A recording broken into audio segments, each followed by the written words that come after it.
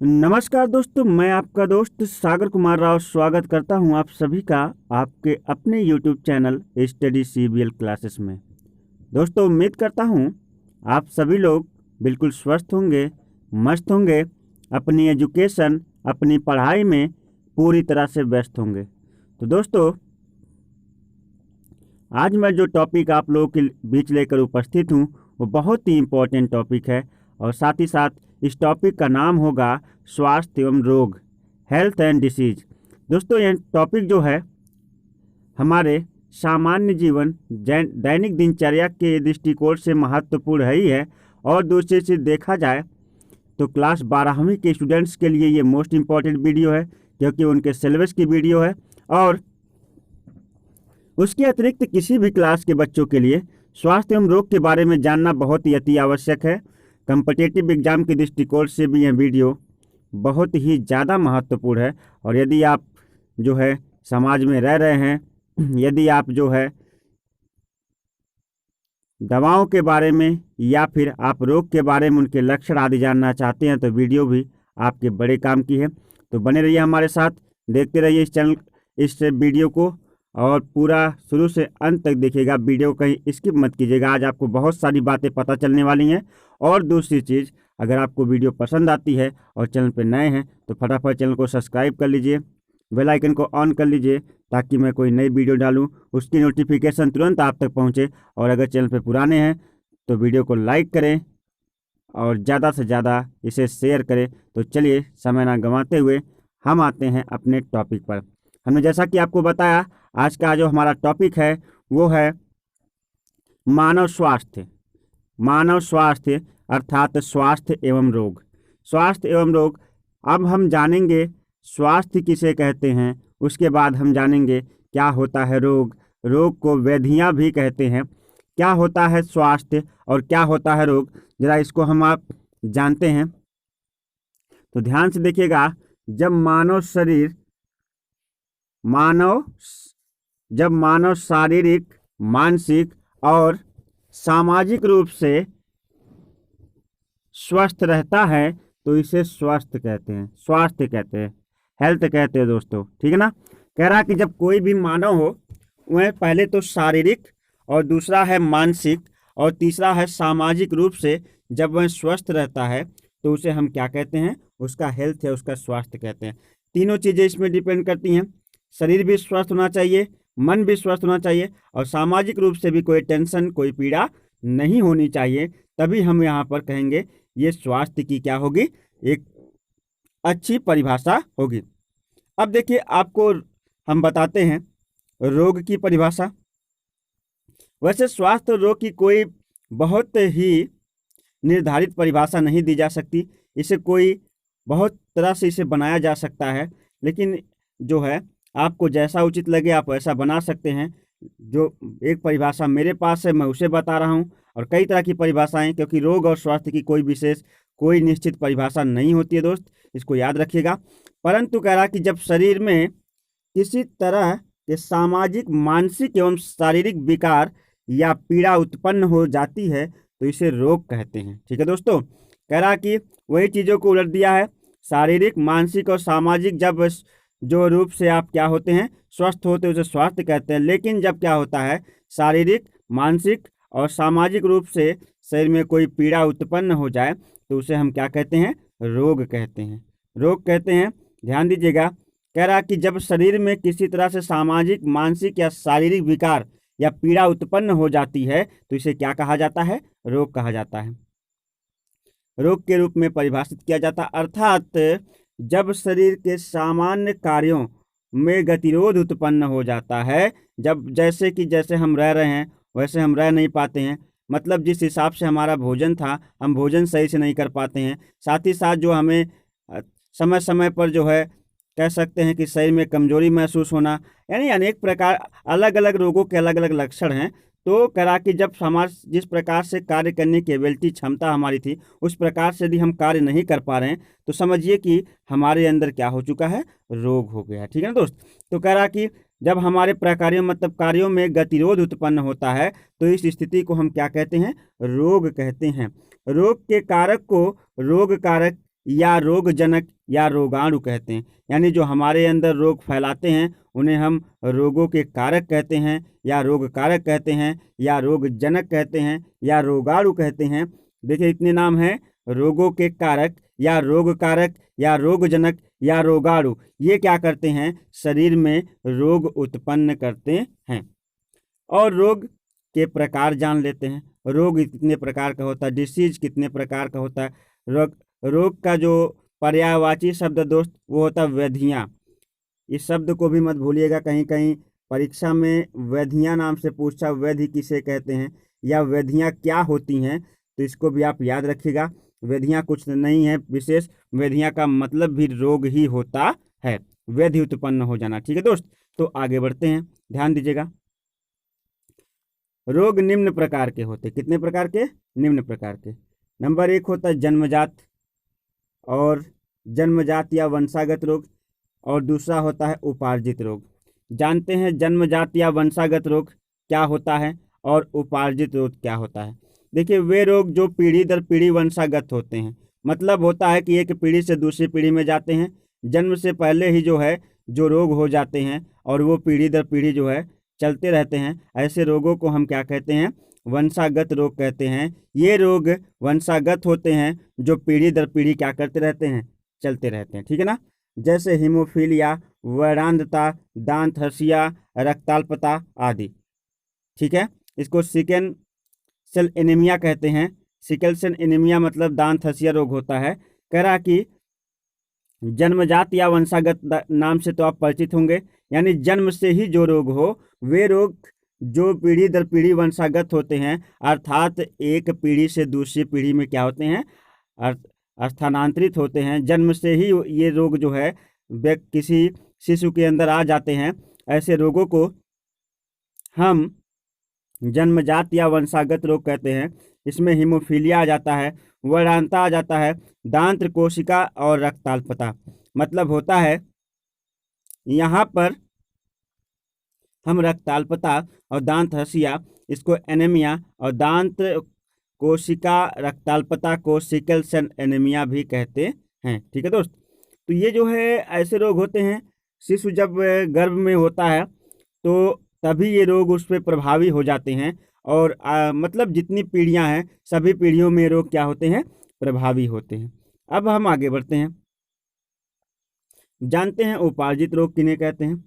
उपार्जित रोग आखिर क्या होता है, कहा कि उपार्जित रोग ये रोग जन्म के बाद विभिन्न कारणों से उत्पन्न होते हैं। ये रोग जन्म के बाद विभिन्न कारणों से उत्पन्न होते हैं, जैसे कुपोषण संबंधी। कहा कि जन्म के बाद, यानी जन्म के बाद जो रोग होते हैं उन्हें हम उपार्जित रोग कहते हैं। और जो मैंने बताया ना, शिशु गर्भावस्था में ही जो रोग हो जाता है उसे हम क्या कहते हैं, जन्मजात रोग कहते हैं।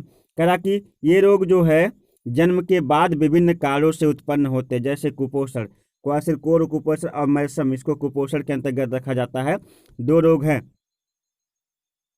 कंपटीशन या बहुविकल्पी में प्रश्न बना सकता है, निम्नलिखित में से कौन सा रोग जो कुपोषण रोग से संबंधित है। तो क्वासिलकोर और मैरसम जो है रोग आपको ऑप्शन में दे सकता है, इसको याद रखिएगा, ये कुपोषण संबंधी रोग हैं। कह रहा कि जन्म के बाद जो रोग हमारे शरीर में आते हैं उन्हें हम उपार्जित रोग कहते हैं। और ये रोग जो है आपके पहले तो कुपोषण है जिसके अंतर्गत क्वासिलकोर और मैरसम रोग है, उसके बाद रतौंधी है, स्कर्वी है, कैंसर है, वेसन आर्थराइटिस है, एलर्जी आदि। वेसन जो है कह रहा कि ऐसे रोग जो जन्म के बाद हमारे शरीर में आते हैं, रतौंधी, स्कर्वी, कैंसर और वेसन, और साथ ही साथ आर्थराइटिस जो है ये हमारे जो है हड्डियों से संबंधित, एलर्जी, ऐसे रोग जो है जन्म के बाद हमारे शरीर में आते हैं और इन्हें हम क्या कहते हैं, उपार्जित रोग कहते हैं। ठीक है दोस्त, तो जो जन्म के बाद रोग हमारे शरीर में आए उन्हें उपार्जित रोग कहा गया, और जो जन्म से पहले यानी वंशागत हो गए उन्हें जन्मजात रोग कहा गया। तो उम्मीद करता हूं कि ये दोनों चीज़ें आपको समझ में आई होंगी। लेकिन आपको अब बताएं कि उपार्जित रोग जो है 2 प्रकार के होते हैं। कितने प्रकार के, 2 प्रकार के।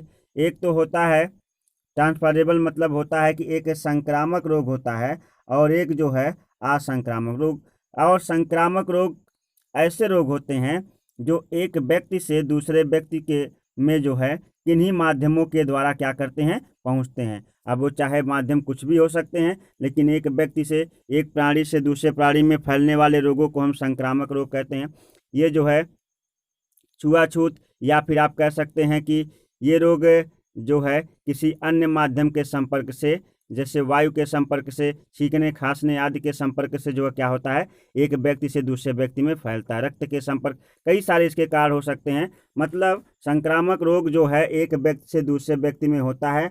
मायने ये नहीं रखता कि माध्यम क्या, माध्यम ढेर सारे हो सकते हैं, अलग अलग माध्यमों से अलग अलग रोगों का संचरण होता है।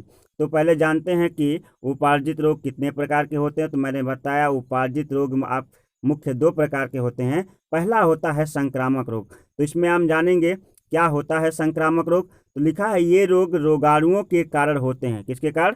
रोगाणुओं के कारण होते हैं तथा विभिन्न माध्यमों द्वारा संक्रमित मनुष्य से स्वस्थ मनुष्य में पहुंचते हैं। यानी एक व्यक्ति जो संक्रमित है रोग से, उसके द्वारा उसके संपर्क में आए हुए किसी स्वस्थ मनुष्य में ये रोग क्या करता है, फैलता है। ठीक है ना।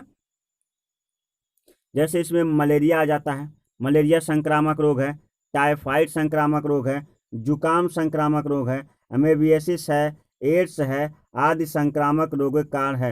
रोगजनक इनके विषाणु वायरस भी हो सकते हैं, जीवाणु बैक्टीरिया भी हो सकते हैं, कवक फंजाई भी हो सकते हैं, प्रोटोजोवन भी हो सकते हैं, एक कोशिकीय प्रोटोजोवन भी हो सकते हैं। तरह की संक्रामक रोग की परिभाषा एक बार फिर जानते दोस्त। तरह की ये रोग तरह की रोगाणुओं के कारण होते तथा विभिन्न माध्यमों द्वारा संक्रमित मनुष्य से स्वस्थ मनुष्य में पहुंचते हैं, है ना। यानी कोई व्यक्ति यदि संक्रमित है तो उससे स्वस्थ मनुष्य में क्या करता है, रोग पहुंचता है। और जैसे मलेरिया, टाइफाइड, जुकाम, अमेबियासिस, एड्स ये सभी जो है संक्रामक रोगों की श्रेणी में आने वाले रोग हैं। तो उम्मीद करता हूँ ये संक्रामक रोग का मतलब ये, अब बस आपको दिमाग में इतना रखना है कि किन्हीं माध्यमों द्वारा, विभिन्न माध्यमों द्वारा एक व्यक्ति से दूसरे व्यक्ति में यदि कोई रोग फैलता है तो उसे हम संक्रामक रोग कहते हैं। ठीक है, अब आगे बढ़ें। ओके, असंक्रामक रोग। असंक्रामक रोग का मतलब होता है, ध्यान दीजिएगा, असंक्रामक रोग करा कि नॉन ट्रांसफरेबल रोग है, ये डिसीज है। करा कि असंक्रामक रोग एक व्यक्ति से दूसरे व्यक्ति में संचरित नहीं होते हैं। अर्थात ऐसे रोग जो एक व्यक्ति से दूसरे व्यक्ति में संचरित हो जाए वो तो संक्रामक रोग था। अब ऐसे रोग जो एक व्यक्ति से दूसरे व्यक्ति में संचरित ना हो वो क्या कहलाता है, असंक्रामक रोग। जैसे क्या है, कैंसर है, एलर्जी है, डायबिटीज है आदि। कैंसर, एलर्जी और डायबिटीज ये जो है किन रोगों में आ जाते हैं, ये आपके असंक्रामक रोगों में आ जाते हैं। देखिए एक बात और जो है, स्वास्थ्य के साथ साथ आपको अपनी दैनिक दिनचर्या भी सही करनी होगी। जैसे कि खाने का टाइम सही, और खाने में भी किन किन चीज़ों का प्रयोग आप अपने स्वास्थ्य के बारे में को लेकर बहुत सचेत रह सकते हैं। तो कह रहा कि अगर स्वास्थ्य के बारे में आप सचेत नहीं रहेंगे तो क्या हो सकता है, व्यक्ति के विशिष्ट खान पान या दिनचर्या के कारण होने वाले रोग, जीवन शैली रोग के अंतर्गत आता है मोटापा, मधुमेह और कैंसर जैसी बीमारियां हमारे जो है खतरनाक बीमारियां हमारे दैनिक दिनचर्या को सही करने से नहीं होती हैं। इसलिए जो है हमें अपनी दैनिक दिनचर्या सदैव सही रखनी चाहिए। ठीक है ना। दैनिक दिनचर्या में बहुत सारे परहेज होते हैं, बहुत सारी चीज़ें, इसमें एक्सरसाइज होती है, ये सारी चीज़ें हमें करनी चाहिए। अब दूसरी चीज़ आगे बढ़ते हैं इसके जो है सेकंड सेशन की तरफ। ठीक है दोस्त, तो चलिए इसके सेकंड सेशन पर बढ़ते हैं। देखिएगा, कह रहा कि मानव में सामान्य रोग, यानी सामान्य रोग जो मानव में फैलते हैं उसको जान लेते हैं कौन कौन से रोग हैं। सामान्य रोगों में इन सभी रोगों से आप परिचित होंगे। कौन कौन से रोग सामान्य रोगों के अंतर्गत आते हैं, तो सबसे पहले बात करते हैं मलेरिया रोग की। मलेरिया आप जानते हैं कि मच्छरों से फैलने वाला रोग है। मच्छर इसका वाहक होता है, वो भी कौन सा मच्छर, मादा एनाफ्लीज मच्छर मलेरिया का क्या होता है, वाहक माना जाता है। वाहक का मतलब होता है कि जो एक व्यक्ति से दूसरे व्यक्ति में ले जाके रोगजनक जीवाणु, वायरस, बैक्टीरिया को क्या कर दे, छोड़ दे। यहाँ पर जो है मलेरिया रोग जो है ये नहीं कह सकते कि मलेरिया रोग किसी मच्छर के काटने से होता है, बल्कि उस मच्छर के काटने से होता है जिसके पास प्लाज्मोडियम जो है नामक प्रोटोजोवन होता है, जिसके डंक में या जिसके शरीर में, जिसके ब्लड में प्लाज्मोडियम नामक जो है क्या प्रोटोजोवन होता है, उसी मच्छर के काटने से मलेरिया होता है। अब ये तो अलग बात है, पहचान नहीं पाएंगे, लेकिन हम सीधे सीधे कहते हैं मलेरिया मच्छरों से होता है। मच्छर केवल उसका वाहक है। मच्छर केवल क्या करता है, मलेरिया के जो है परजीवी या मलेरिया के प्रोटोजोवन को क्या करता है, हमारे शरीर में पहुंचाने का एक मात्र माध्यम है। ठीक है दोस्त, तो चलते हैं, जानते हैं आखिर मलेरिया रोग होता क्या है, कितने पद में चलता है, किस प्रकार से कार्य करता है और किस प्रकार से हमारे शरीर को नुकसान पहुंचाता है। तो मलेरिया जानते हैं, मलेरिया जो है प्रोटोजोआ प्लाज्मोडियम के संक्रमण से उत्पन्न होने वाला रोग है। यह प्रोटोजोवन प्लाज्मोडियम के संक्रमण से उत्पन्न होने वाला रोग है। और जो है यह जो प्लाज्मोडियम नामक प्रोटोजोवन है, ये बहुत ही सूक्ष्म होता है, जिसका मुख्य भोजन ब्लड होता है, खून होता है, जिसके कारण यह जो है मच्छर के आमाशय में जाके बैठ जाता है और मच्छर जब किसी को काटता है तो उसके आमाशय से निकलकर जो है सीधे मनुष्य के ब्लड में चला जाता है और अपनी संख्या को बढ़ाता है, और संख्या को बढ़ाने के साथ साथ जो है पूरे शरीर में मलेरिया का संक्रमण फैलाता है। ठीक है, तो अब चलते हैं, करा कि इस रोग की वाहक जो है मादा एनाफ्लीज होती है।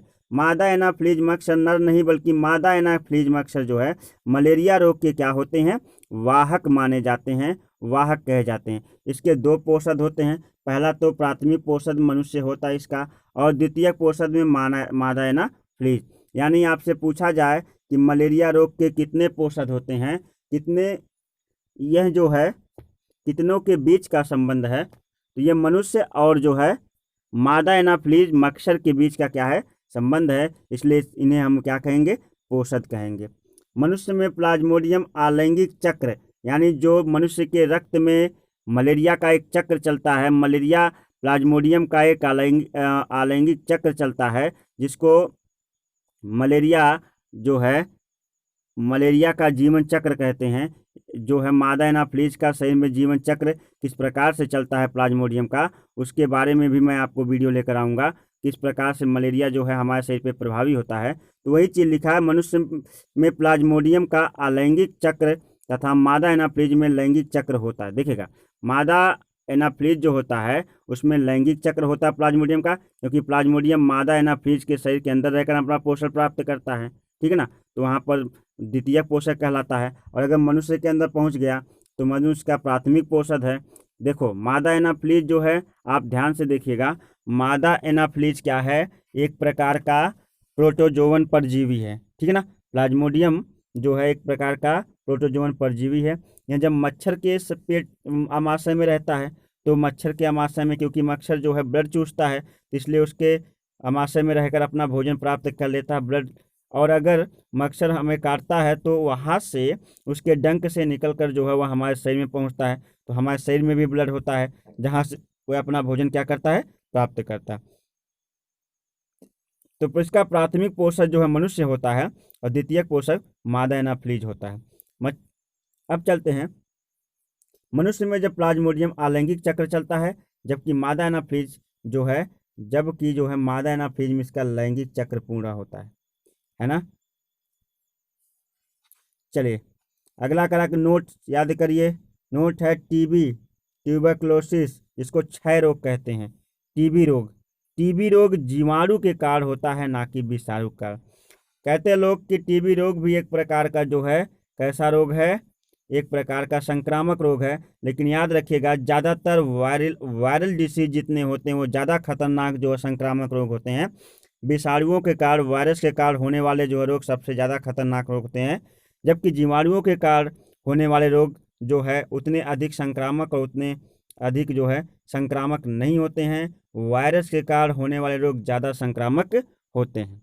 अब कह रहा कि डेंगू बुखार, मलेरिया तो आपने जाना, ये चूँकि एक तैयारी की दृष्टिकोण से बिल्कुल शॉर्ट नोट है, इसमें आपको ज़्यादा दिमाग नहीं लगाना है, आपको बस समझते चलना है मेन फैक्ट को, जो कि बहुत सी शॉर्ट में और बहुत ही विस्तृत तरीके से मैं आपको समझाने का प्रयास करूंगा। दिया तो शॉर्ट में है, लेकिन मैं उसका विस्तार करता चलूंगा। जहां आपको समझ में ना आए आप कमेंट बॉक्स में जाकर लिख कर पूछ सकते हैं, तुरंत जो है उसके ऊपर मैं एक वीडियो अपलोड करूंगा, या मैं आपके कमेंट का किसी प्रकार से जवाब देने का प्रयास करूंगा। तो ये मेरे ऊपर एक जिम्मेदारी रहेगी। आगे बढ़ते हैं, डेंगू जानते हैं।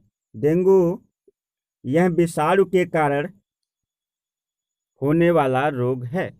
यानी जो मलेरिया है वो प्लाज्मोडियम परजीवी के कारण होता है, जबकि डेंगू जो है वायरस के कारण होता है। इसका वाहक यह वायरस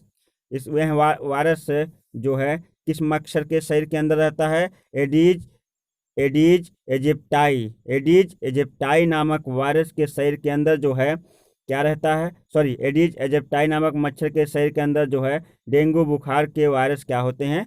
ठीक है ना। और इसे पीत ज्वर भी कहा जाता है। डेंगू बुखार को पीत ज्वर भी कहा जाता है, क्योंकि डेंगू बुखार में क्या होता है, रक्त अगर डेंगू बुखार अपने चरम सीमा पे हो जाता है तो रक्त जो है कान और नाक से भी निकलना शुरू हो जाता है। यानी यहाँ पर क्या होता है, हमारी आरबीसी घटना शुरू हो जाती है, क्योंकि डेंगू के वायरस आरबीसी को खाना शुरू कर देते हैं, जिससे शरीर में रक्त की कमी हो जाती है और रक्त हमारा पीलापन में आ जाता है। इसलिए इसे पीत ज्वर भी कहा जाता है। एक होता है चिकनगुनिया। यह रोग विषाणु के कारण होता है। इसका वाहक मच्छर भी एडीज एजिप्टाई मच्छर है। चिकनगुनिया भी जो है क्या है, कहते हैं कि यह जो है चिकन वगैरह से फैलने वाला रोग है, जो कि काफ़ी दूषित होता चिकन, उससे फैलने वाला रोग है ना। स्वाइन फ्लू जो है, स्वाइन का मतलब सुअर होता है, ठीक है ना। यह रोग जो है सुअरों से मनुष्यों में आया है।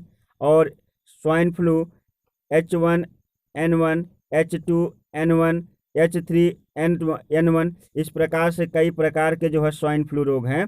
करा कि ये विषाणु के द्वारा होते हैं, इनका भी जो है ये भी वायरस के कारण होते हैं। इस रोग के उपचार हेतु देखिएगा एक दवा बताया जा रहा है स्वाइन फ्लू का, जेनामिविर तथा टेलीफ्लू नामक औषधि का प्रयोग किया जाता है। स्वाइन फ्लू बीमारी की जो है औषधि, थोड़े थोड़े औषधियों के बारे में भी आपको बताया जाएगा। करा कि अगर स्वाइन फ्लू है तो कौन सी औषधि लेनी चाहिए आपको उपचार हेतु? ये जेनामिविर तथा टेमीफ्लू नामक औषधि लेनी चाहिए। अब समझिएगा, लेकिन ये भी औषधियाँ, कभी भी कोई भी औषधि अपने मन से मत लीजिएगा, बिना डॉक्टर के प्रिस्क्रिप्शन से या डॉक्टर के सलाह के बगैर। जब तक डॉक्टर सलाह ना दे, डॉक्टर से समझ बूझ कर ही कोई औषधि लेना चाहिए, क्योंकि औषधियाँ यदि हमारे लिए फ़ायदेमंद है तो हमारे लिए घातक भी होती हैं, ठीक है ना, बिना सलाह लिए डॉक्टर से। ठीक है दोस्त, आगे बढ़ते हैं, ध्यान दीजिए। कह रहा है कि स्वाइन फ्लू के बाद आ जाते हैं दाद। ये काफ़ी प्रचलित रोग है दाद जो है त्वचा संबंधी रोग है, जो माइक्रोस्पोरम कामा देकर के लिखा है ट्राइकोफाइटॉन, माइक्रोस्पोरम ट्राइकोफाइटॉन और एपिडर्मोफाइटॉन के वंश के कवकों से होता है। अब तो समझ गए होंगे कि ये जो दाद संबंधी रोग है त्वचा में होता है, ये कवक से होने वाला रोग है, ठीक है ना, फंगस से होने वाला रोग है। तो कह रहा कि माइक्रोस्पोरम ट्राइकोफाइटॉन और एपिडर्मोफाइटॉन वंश के जितने भी कवक हैं वो दाद संबंधी रोग क्या करते हैं, शरीर में फैलाते हैं, ठीक है ना, दाद संबंधी रोग। तो दाद काफ़ी प्रचलित रोग है, इसमें काफ़ी प्रकार की औषधियाँ ली जाती हैं, लगाई जाती हैं जहाँ पर भी दाद होती है। जैसे बहुत लोग कई तरह के रिंग गार्ड लेते, ईच गार्ड लेते हैं, या फिर एडर्मो प्लस लेते हैं। काफ़ी तरह की औषधियाँ इसमें प्रयोग करने वाले करते हैं, जो प्रचलित है, जो आजकल बहुत ही आसान तरीके से मेडिकल स्टोर पे उपलब्ध हैं, ठीक है ना। चलिए अमेबियासिस जानते हैं। ये तो बहुत ही खतरनाक रोग है, इसको हम अमेबियासिस मतलब होता है पेचिस भी कहते हैं, खूनी पेचिस भी कह सकते हैं इसे। करा कि यह प्रोटोजोवन एंटमीबा हिस्टोलाइटिका के द्वारा होने वाला रोग है। यह जाकर जो है हमारी आंत पर सीधा अटैक करता है और आंत को चोटिल, घायल या संक्रमित करता जाता है, ठीक है ना। तो कह रहा कि अमेबियासिस जो है यह प्रोटोजोवन एंटमीबा हिस्टोलाइटिका के द्वारा होने वाला रोग है। यह एक पोषदीय परजीवी है। इसकी संक्रामक अवस्था ट्रोफोजॉइट है। यह मनुष्य की आंत में पाया जाता है। कह रहा कि जो अमेबियासिस है, यह प्रोटोजोवन एंटमीबा हिस्टोलाइटिका के द्वारा होने वाला रोग है। यह एक पोषदीय परजीवी रोग है जिसकी संक्रामक अवस्था ट्रोफोजॉइट है। यह मनुष्य की आंत में पाया जाता है। कहने का मतलब ये है, सिर्फ आपको समझाते हैं, कह रहा कि यह प्रोटोजोवन एंटमीबा हिस्टोलाइटिका के द्वारा होता है, यानी यह जो है अमीबा की ही एक प्रजाति है जिसे कहते हैं एंटमीबा हिस्टोलाइटिका। यह अमीबा की जो है एक रोगजनक प्रजाति है जिसके द्वारा जो है क्या होता है, अमेबियासिस रोग होता है।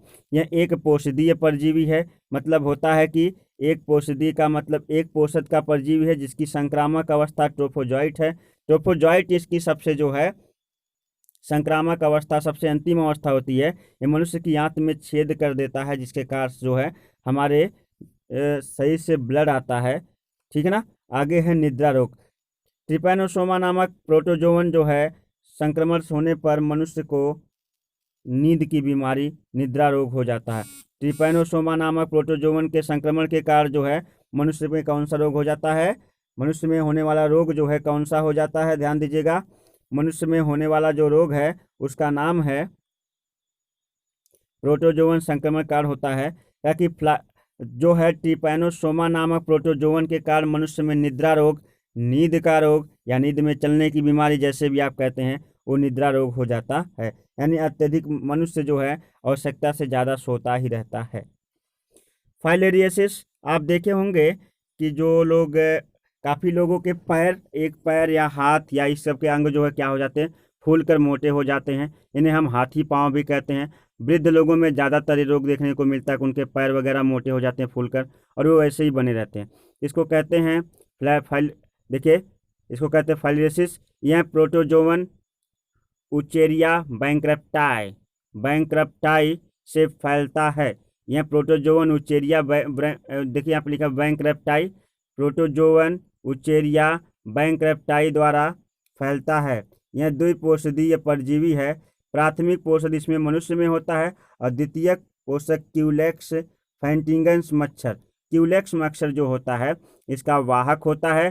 क्यूलेक्स मच्छर के अंदर जो है फाइलेरियसिस के जो है प्रोटोजोवन रहते हैं। जब क्यूलेक्स मच्छर किसी मनुष्य को काटता है तो वहाँ से फाइलेरिया के जो प्रोटोजोवन है उस मनुष्य के शरीर में इंटर करते हैं और रोग को क्या करते हैं, फैलाते हैं। इससे कोई अंग विशेष क्या हो जाता है, मोटा हो जाता है। जैसे पैर का अनियंत्रित ढंग से फूल जाना, ये जो है फाइलेरिया के लक्षण हैं। इस रोग का वाहक भी क्यूलेक्स मच्छर कहा जाता है। ठीक है दोस्तों, अब आगे बढ़ते हैं। थोड़ा मैं फास्ट चल रहा हूँ क्योंकि वीडियो काफ़ी लंबी हो जाएगी, और काफ़ी लंबी वीडियो थोड़ी सी क्या होती है, बोरिंग होती है, लेकिन कोई दिक्कत नहीं है। बड़ी जानकारी युक्त वीडियो आपको दे रहा हूँ। इसमें इतनी सारी आपको जानकारियाँ मिलेंगी कि आप जो है चाहे कम्पिटिटिव एग्जाम हो, चाहे आपके क्लासेस एग्जाम हो, चाहे आपके बोर्ड एग्जाम हो, और बोर्ड की एग्जाम के लिए तो 12वीं का ये चैप्टर ही है, तो ध्यान दीजिएगा। कह रहा है कि स्कैरिस के द्वारा फैलने वाले रोग को स्कैरियसिस कहते हैं। यह रोग हेलमिंथीज परजीवी, प्लेटी हेलमिंथीज हो जाता है परजीवी स्कैरिस, और कह रहा कि एक कोशीय जीव के द्वारा फैलता है। स्कैरिस का लार्वा 4 त्वक पतन होते हैं, यानी स्कैरिस के लार्वा में 4 लेयर होती है जिनका पतन होता है। उसके बाद जो है स्कैरिस जो है क्या होता है, बाहर आता है ना। आंत ज्वर व टाइफाइड, कह रहा कि इसका रोग कारक साल्मोनेला टाइफी, आप इसको याद कर लीजिएगा। टाइफाइड जो है किस रोग कारक के कारण होता है, तो उसका नाम है साल्मोनेला टाइफी नामक जो है बैक्टीरिया जीवाणु के कारण, साल्मोनेला टाइफी नामक जीवाणु के कारण जो है टाइफाइड रोग होता है। टाइफी से टाइफाइड आप याद कर लीजिएगा, साल्मोनेला टाइफी। और कहा कि टाइफाइड ज्वर की पुष्टि विडाल WIDAL इसको कहते हैं विडाल टेस्ट, विडाल परीक्षण। ध्यान दीजिएगा। देखिए कह रहा कि टाइफाइड ज्वर पुष्टि विडाल परीक्षण के द्वारा की जाती है। इसका संक्रमण ड्रॉपलेट्स और संक्रमित भोजन के कारण, ड्रॉपलेट्स मतलब होता है खांसने या छींकने से जो बूंदें जो बाहर फैलती है उसके कारण, और साथ ही साथ भोजन से जो है क्या होता है, टाइफाइड का संक्रमण शरीर में हो जाता है। ठीक है दोस्त, तो उम्मीद करता हूँ कि आज जो भी जानकारी आपको दी गई है वो बहुत ही बेहतर समझ में आई होगी। अगर चैनल पर नए हैं तो कुछ जानकारी प्राप्त किए हो तो चैनल को फटाफट सब्सक्राइब कर लीजिए, और बेल आइकन को भी ऑन कर लीजिए। यदि चैनल पे पुराने हैं तो चैनल को लाइक करिए, अच्छे से अच्छे कमेंट करिए और साथ ही साथ ज़्यादा से ज़्यादा वीडियो को शेयर कीजिए, ज़्यादा से ज़्यादा चैनल को सब्सक्राइब करने के लोगों को कहिए। चलते हैं, तब तक नमस्कार, बाय बाय, जय हिंद।